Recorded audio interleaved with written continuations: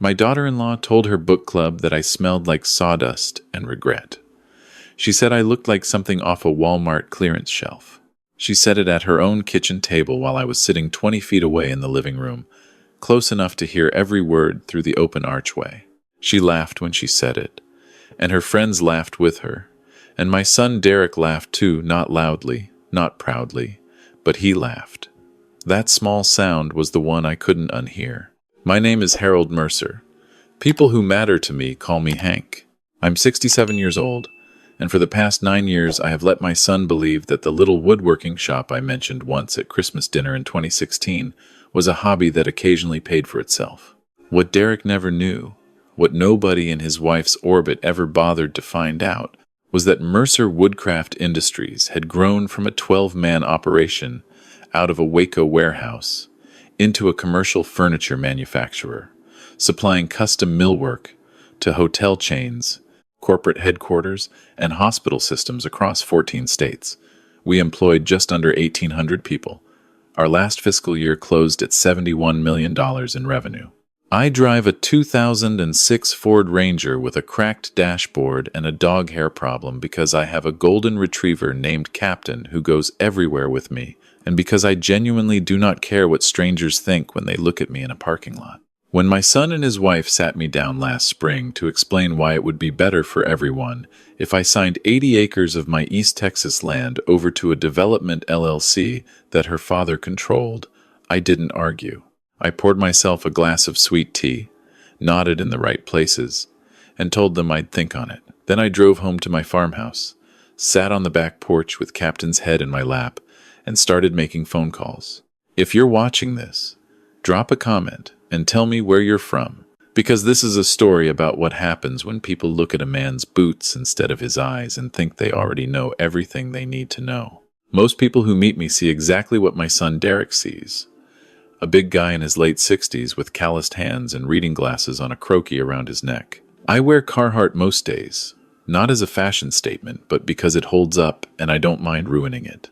I keep a tape measure on my belt out of habit, the same way other men keep a phone. My truck smells like wood stain and dog, and I park it wherever I please because I stopped worrying about door dings sometime around 2009. Derek Mercer is 36 years old.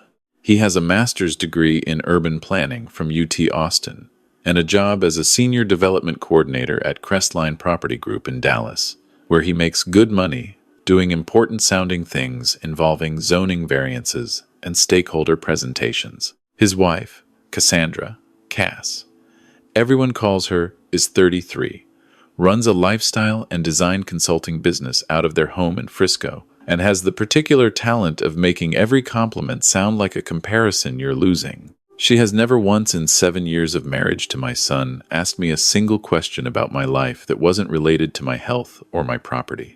The first time I noticed something shifting was Thanksgiving 2 years ago. Derek kept referring to my land as the Mercer acreage in conversations with Cass's father, Gary Worthington, like it was already an entry in a ledger somewhere. Gary is 61, made his money in commercial real estate development, and treats every room he walks into like he's appraising it. His wife Phyllis coordinates charity events and volunteers on 3 nonprofit boards and has a way of looking at you with such overwhelming sympathy that you feel vaguely ashamed of things you haven't done. By Christmas of that same year, the land had become, in their language, the East Texas asset. By the following Easter, it was the undeveloped parcel. Gary had started bringing up soil composition and access road logistics at the dinner table like I wasn't there. Cass began mentioning a development project in Henderson County that her father's company was pursuing a mixed-use residential and retail concept that would be, she said, transformative for the region. The second sign was more personal. Cass started bringing her design friends to visit my farmhouse under the guise of helping me modernize. They walked through my rooms, making sounds, not words exactly, just small sounds of restrained horror, pointing at my wood-paneled walls and my stone fireplace and the kitchen cabinets I'd built myself from reclaimed white oak in 1997. One of them actually asked me if I'd considered assisted living, then laughed like it was a joke, but her eyes weren't joking. "Don't you think it might be time to simplify, Hank?" Cass said during one of these visits. "A man your age, All this upkeep. It's a lot. I'm 67, I said. I ran 3 miles this morning. She smiled with her mouth. You're so active. That's wonderful. But maintaining a property this size, especially if something were to happen, nothing's happening. Of course not. We just want to be proactive. Proactive. I had heard that word before in my life, usually right before someone tried to take something. The conversation I'd been dreading happened on a Sunday in March. Derek and Cass drove out from Frisco with her parents in Gary's Escalade, and they arranged themselves on my living room furniture with the careful posture of people who had rehearsed. Captain kept trying to put his head in Gary's lap, and Gary kept redirecting him with a knee. That told me a lot about Gary. Dad, we've been doing some research, Derek started, on estate planning, with your situation. My situation is fine. We know that. We're not saying there's a problem. Gary leaned forward with his hands together. Hank, you're sitting on a significant asset here. 80 acres, good elevation, proximity to the highway expansion they're projecting for 2027. That land is worth something real right now. In 5 years, it might be worth considerably more, but you know how these windows work. They open and they close. I haven't asked for help with my windows.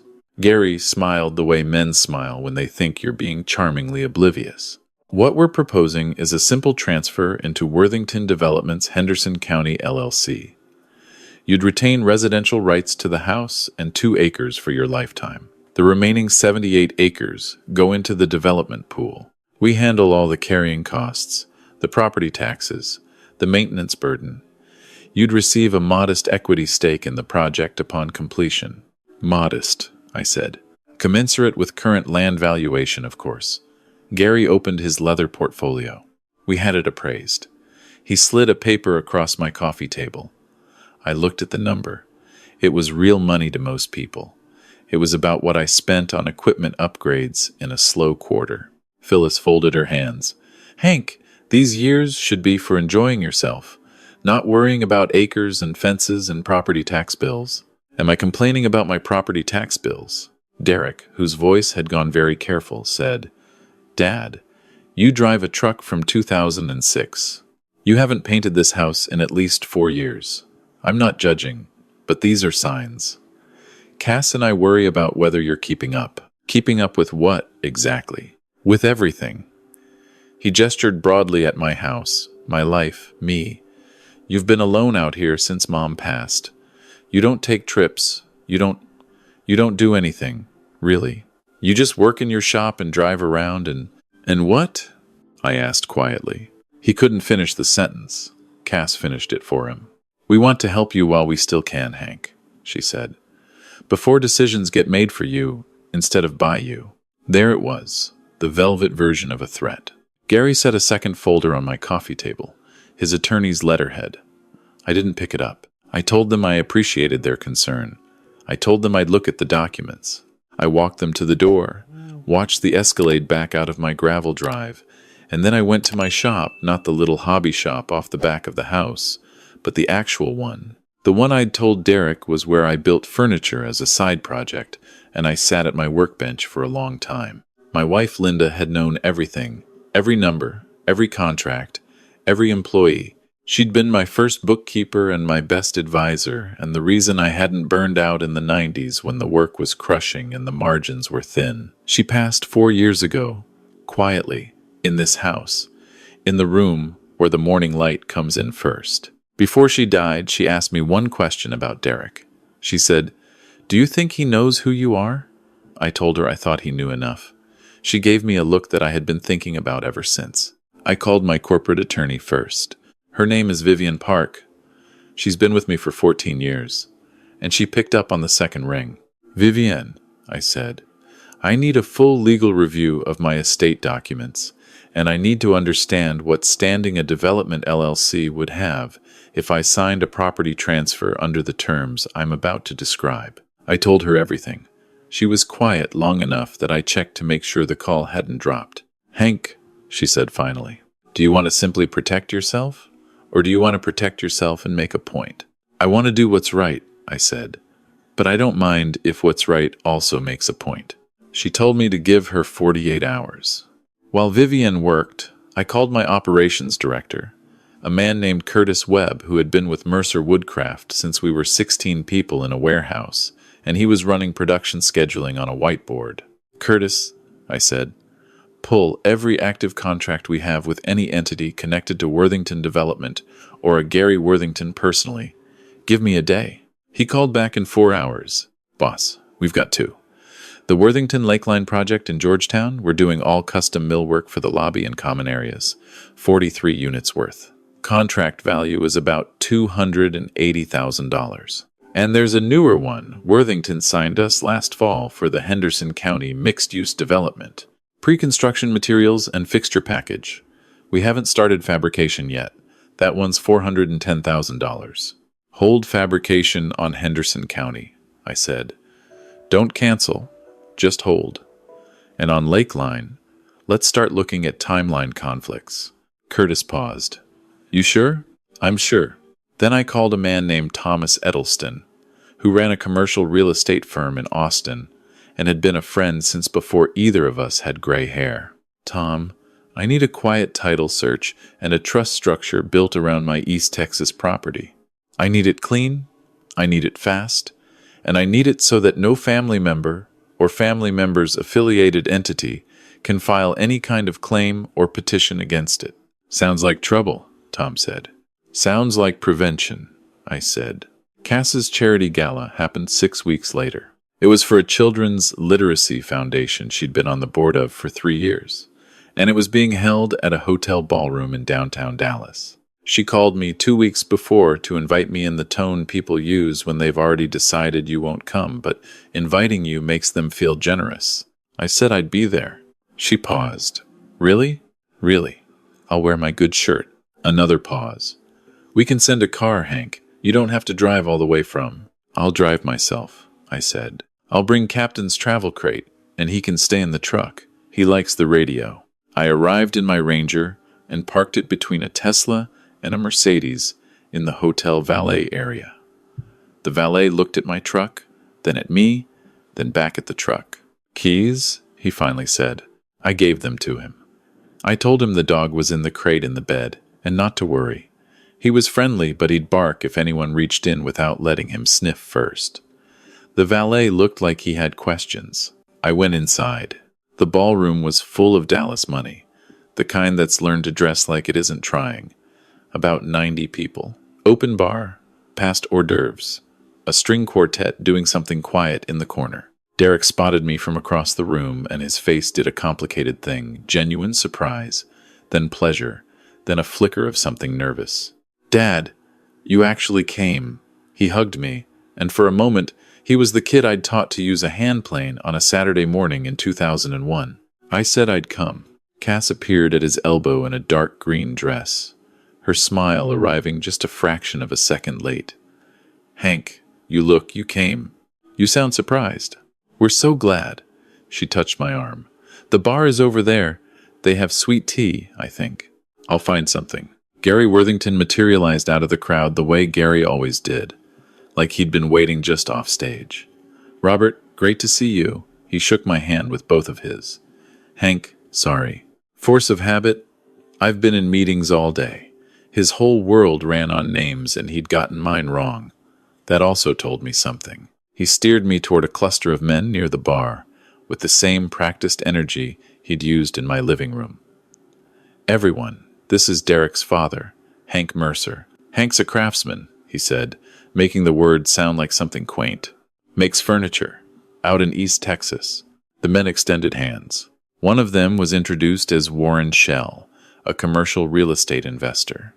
Another was Paul Dietrich, a development attorney. The third was Clay Forsyth, who Gary described as a capital partner on several projects. "So you're a woodworker," Clay said pleasantly. "Among other things." Gary laughed. "Hank's got a beautiful piece of land out near Henderson. That's actually part of what we're working on together." He looked at me with a fundraiser's warmth.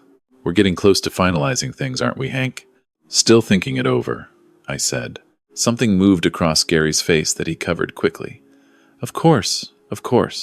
No rush." Phyllis came over and pressed my hand. "Hank, we're just so happy you're here. Cass works so hard on this event.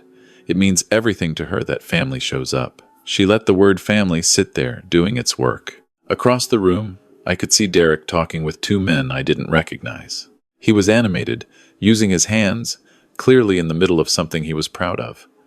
Cass appeared beside him and pointed in my direction. Derek looked over, and for a moment his expression was the same one he'd had as a 12-year-old when I'd shown up at his school science fair in my work clothes. Not ashamed exactly, just acutely aware of the difference between the world he was building and the world I seemed to inhabit. The program started. Cass took the microphone, and she was good at it. I'll give her that. She spoke about literacy rates and childhood development and the Foundation's work in underserved communities with the fluency of someone who genuinely believed what she was saying. For a few minutes, I just watched my son watching his wife and thought about how complicated it is to love people and still be disappointed by them. Then Gary stepped up beside me. He had a glass of whiskey. "The property transfer documents," he said quietly. "We'd like to move forward before the quarter ends. Our Henderson County timeline is," he made a careful gesture, sensitive. "I know," I said. "It's a good deal, Hank. For you, for the family." "Gary," I said, "do you know what company does the custom millwork on your Lakeline project in Georgetown?" He looked at me sideways. "What?" "The lobby build-out, the common area cabinetry, the unit fixtures. Do you know who the vendor is?" That's in procurement. I don't track individual vendors." "Mercer Woodcraft Industries," I said. "That's who." He blinked. "Okay. And the Henderson County project. The pre-construction materials contract you signed last fall. Do you know who signed it on the vendor side?" Gary went still. "I signed it," I said. "My full signature is Harold Mercer, CEO. Your procurement team sent the contract to my operations director, Curtis Webb, and Curtis brought it to me, and I signed it. Your company has been doing business with my company for 8 months, Gary. You've been in my house asking me to sign over my land, and your company has been writing checks with my company's name on them, and you have never once asked me what I do." The color in Gary's face was doing something interesting. "What are you talking about? You're a woodworker." "I own Mercer Woodcraft Industries. We have 1,800 employees and operations in 14 states. Our revenue last year was $71 million. He stared at me. "As of this week," I said, "we've placed a fabrication hold on the Henderson County contract, pending a contract review. I thought you should know that before the end of the quarter." Cass's program was wrapping up. She was thanking the board, the donors, her husband. Derek caught my eye from across the room and started making his way over, smiling. And I watched the smile change when he saw his father-in-law's face. "Dad?" He looked between us. "What's going on?" Gary found his voice. "Your father has apparently been playing games with my procurement contracts." I turned to Derek. "I want to ask you something, son, and I want you to think before you answer. In 36 years, have you ever asked me a direct question about what I built with my life?" He frowned. "What? You build furniture. You have your shop." "I have 11 shops," I said. "I have a corporate headquarters in Waco, a distribution facility in Fort Worth, and fabrication operations in Waco, Houston, San Antonio, Nashville, Atlanta, and Phoenix. I have a CFO and a general counsel and an operations director. I have a Forbes Texas profile from 3 years ago that called Mercer Woodcraft one of the state's most significant mid-market manufacturers. I have never once mentioned any of this to you because you have never once asked." The room around us had gotten quieter. A few nearby conversations had trailed off. Cass had stepped down from the stage and was approaching with the careful speed of someone who sees a situation developing. Derek looked like I'd said something in a foreign language. "What are you? That's not Dad. You drive a..." "I drive a 2006 Ranger because I like it and Captain likes it, and it's never given me trouble. I wear Carhartt because I spend time in my shops and it holds up. I don't take vacations that you know about because I have a place in the hill country I've used for 15 years that I've never mentioned to you or anyone in this building. I live simply because your mother and I decided a long time ago that things weren't what we were accumulating." Cass arrived. Her voice was controlled but thin. "What is happening?" I looked at her and thought about a book club and a kitchen and an open archway. I thought about sawdust and regret. I thought about the particular cruelty of being dismissed not with malice, but with laziness, with the simple refusal to look carefully. Cass, I said, 3 months ago your father's procurement team contracted Mercer Woodcraft Industries to supply materials for the Henderson County development. The contract value was $410,000. Mercer Woodcraft has been doing business with Worthington Development since last fall. Her face did something involuntary. Your father asked me to sign over 80 acres of my land for a project that my own company had already been hired to supply. He sat in my living room and described my situation as something that needed managing.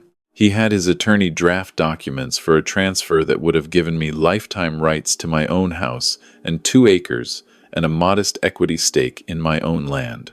And when you brought your friends through my house to talk about its renovation potential, none of you thought to ask where the custom white oak cabinetry in my kitchen came from. I built those cabinets from material we mill in Waco. Clay Forsyth, Gary's capital partner, was on his phone. I could see him typing. Warren's shell had turned fully toward us now. Gary recovered enough to get indignant. You deliberately withheld. I deliberately lived my life, I said. You made assumptions. There's a difference. Derek, I want you to understand something. I said this carefully because I meant it carefully. I'm not angry at you for not knowing. I'm asking you to understand why you didn't know. You haven't asked me about my week in 3 years. You haven't called me first, only returned my calls, and not always then. You've visited 6 times since your mother passed, and 4 of those visits involved conversations about the land. You let your father-in-law's attorney draft documents threatening me with a petition for property mismanagement if I didn't sign, and you sent me a text the day they were delivered that said, "Hope you got the paperwork. Let us know when you're ready to move forward." He opened his mouth and closed it.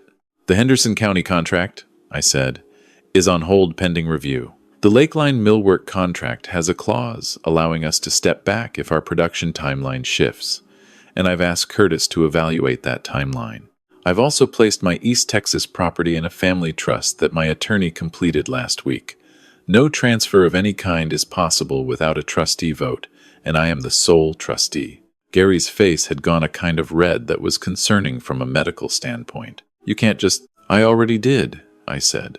Phyllis appeared from somewhere with the expression of a woman who has hosted too many fundraisers to ever let a situation fully crack the surface.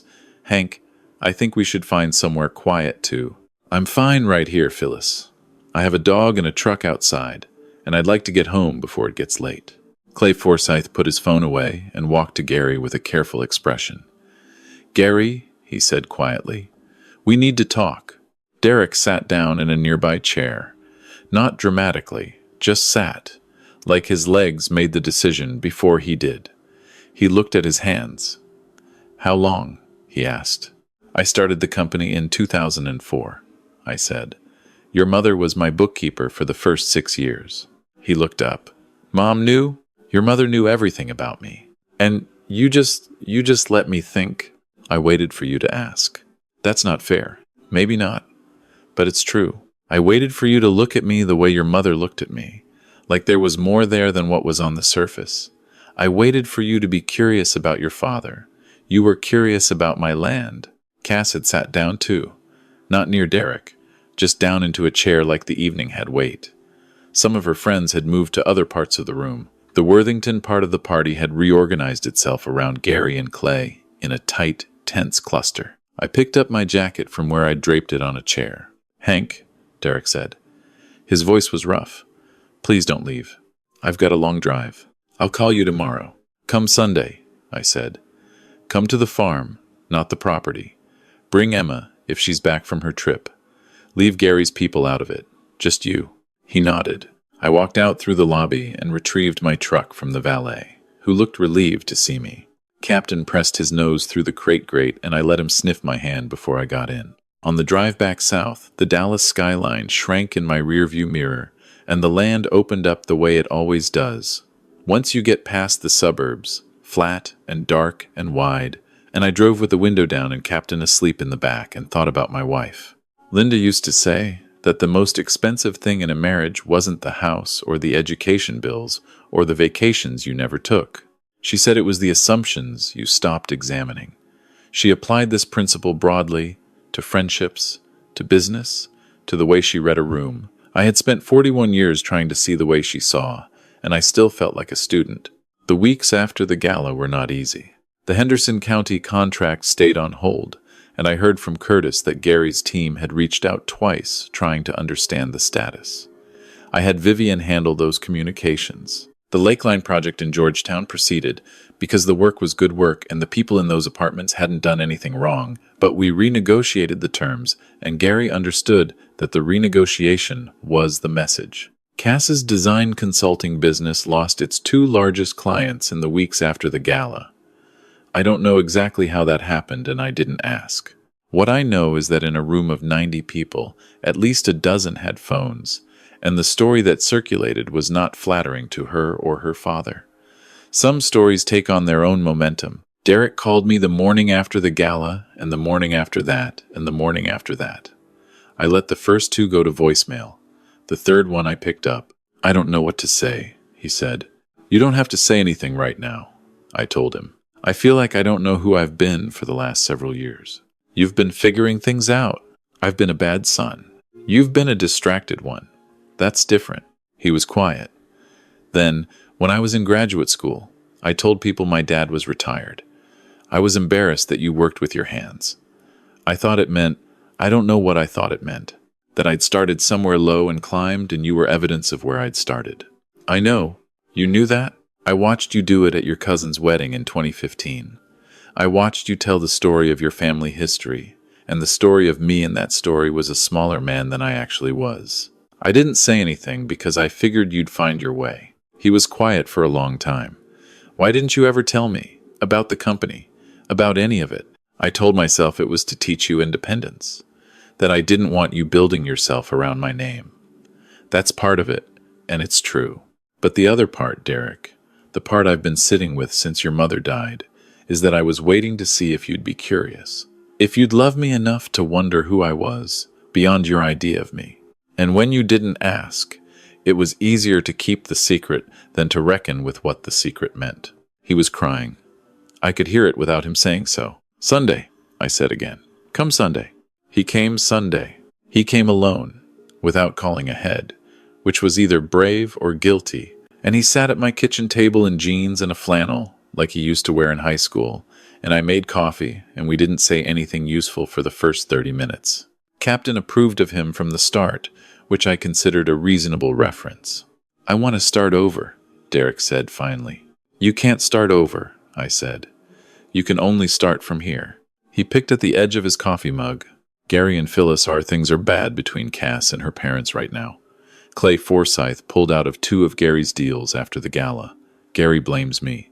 Gary can make his own list of who to blame." He looked at the kitchen cabinets. "You really built those. In 1997, your mother picked the hardware." He got up and walked over and ran his hand along the edge of a drawer. "You can see the joinery," he said quietly. "Right here. You can see where the pieces come together. That's called a through tenon," I said. "It's structural and decorative at the same time. I do it on purpose so you can see the work." He stood there looking at my cabinets for a while. Then he turned around and his eyes were wet. "I want to know how to do this," he said. "Not the company, not the money. I want to know how to build something you can run your hand across and understand how it holds together." I stood up. "You own steel-toed boots?" I asked. He looked down at his clean sneakers. "No, buy some," I said. "Come back next weekend. We'll start with something simple, a box joint, something small enough that you can hold it in both hands when it's done and know that you made it." He nodded. He was trying not to cry again, and not entirely succeeding, and he looked exactly like he did at age 9 when he dropped a birdhouse project off the workbench, and the glue joints had split, and I'd told him we'd just start the next one. Some things don't change, I thought. Not the important parts. He stayed for dinner that night.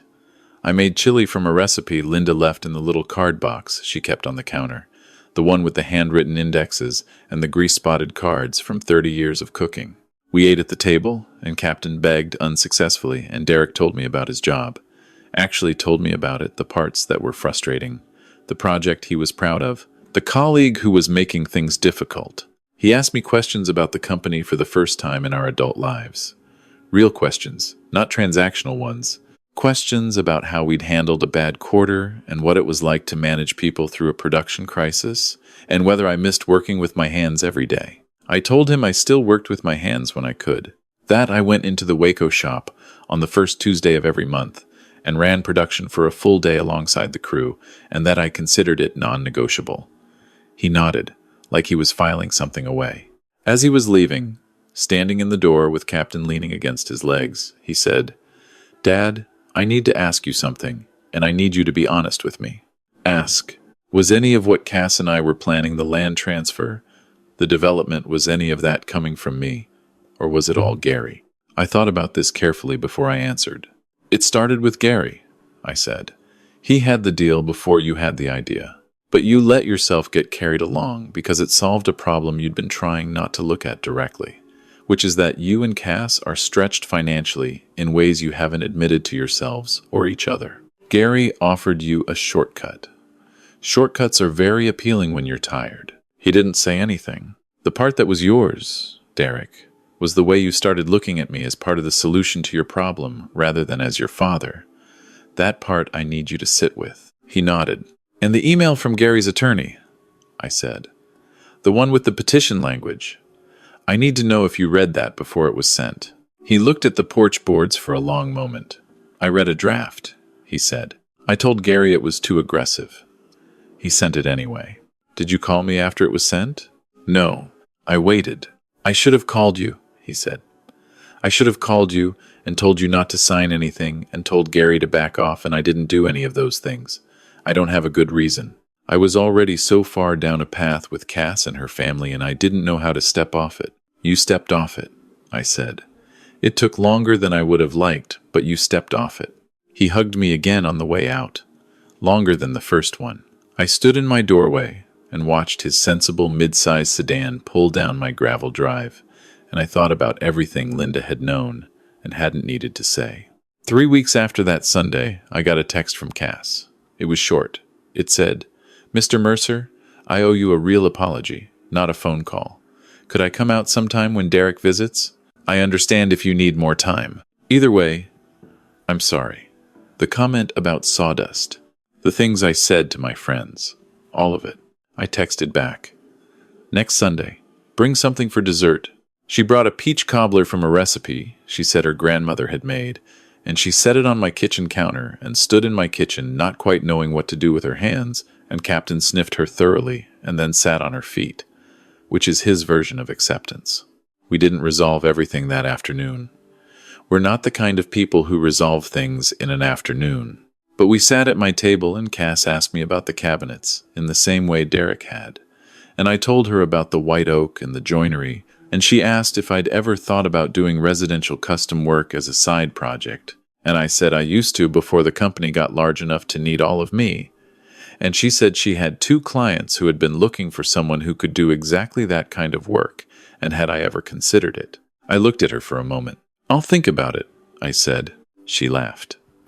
It was the first real laugh I'd heard from her, and it sounded like someone who didn't laugh enough. The Gary situation resolved itself without me. Clay Forsyth's withdrawal caused a cascade in Gary's Henderson County timeline that eventually brought in a different capital partner on less favorable terms, and the whole project got redesigned in a way that no longer needed my acreage. Gary called me once, around that time, to discuss things, man to man. I let it go to voicemail. I owed him nothing, and he owed me an apology he was not capable of giving, so we agreed by mutual silence to leave each other alone. Mercer Woodcraft eventually signed a smaller contract with a different Worthington project, a hospitality renovation in San Marcos, because my people had done good work, and the project manager on their side knew it, and it was the right business decision. I kept Gary out of those conversations. Sometimes the right answer and the emotionally satisfying answer are different answers. I drove to Waco on the first Tuesday of the following month, the way I always do. I parked my Ranger in the spot that doesn't have my name on it, because I don't put my name on parking spots. I put on my safety glasses and my hearing protection, and I went to the floor and spent 8 hours working alongside my production crew. And at the end of the day, my hands were marked with wood, and I smelled like sawdust, and I thought that there are worse things to smell like. Sawdust means something was built. Sawdust means work was done, and something exists now that didn't exist before. My production supervisor, a woman named Delia, who has been with the company for 11 years and still calls me Mr. Mercer, no matter how many times I've asked her not to, brought me coffee at the end of the shift. She handed me the mug and looked at me. "Heard you had some family stuff going on," she said. "Getting sorted. Derek coming by the floor anytime soon?" I thought about a box joint, something small enough to hold in both hands. "He'll start in the learning bay," I said. "Same as everyone." Delia nodded. "Good." I drove home as the sun was getting low, through the flat eastern light that comes off Texas fields in a particular way in the late afternoon, gold and sideways and honest. Captain was waiting at the gate. I let him out and we walked the boundary of my property the way we do most evenings, along the fence line where the oaks are oldest, where the ground is uneven with roots and years. I have walked this boundary since 1995, and I expect to walk it for as long as my legs hold up. And I have never once needed anyone's permission to do so. There are people who measure a man by his vehicle or his wardrobe or the age of his appliances. They look at the surface and they make their calculations and they stop looking. The tragedy isn't that they're wrong about the numbers. The tragedy is that they never find out what they missed because they were so certain they'd already seen enough. My son is learning to see better. My daughter-in-law is learning it too, slower and harder, the way all real learning goes. I can't tell you I'm not still working through the feelings about the gala and the letter and the months of being discussed like a problem someone else had the right to solve. I'd be lying if I said it hadn't cost me something. But I can tell you that on Sunday afternoons now, my table is full of people and bad cooking and a dog who steals bread and a grandson who will arrive next year and will grow up knowing that his grandfather built things, really built them, with his hands and with his stubbornness, and with 40 years of early mornings. That's enough. It's more than enough. If you've ever been written off by someone who stopped looking too soon, you know what I mean. If you've ever built something real in your life and watched the people closest to you miss it entirely, you know what it costs and what it's worth to hold on to it anyway. Drop a comment and tell me where you're from. And remember, the man who smells like sawdust built something. Find out what before you decide you know him.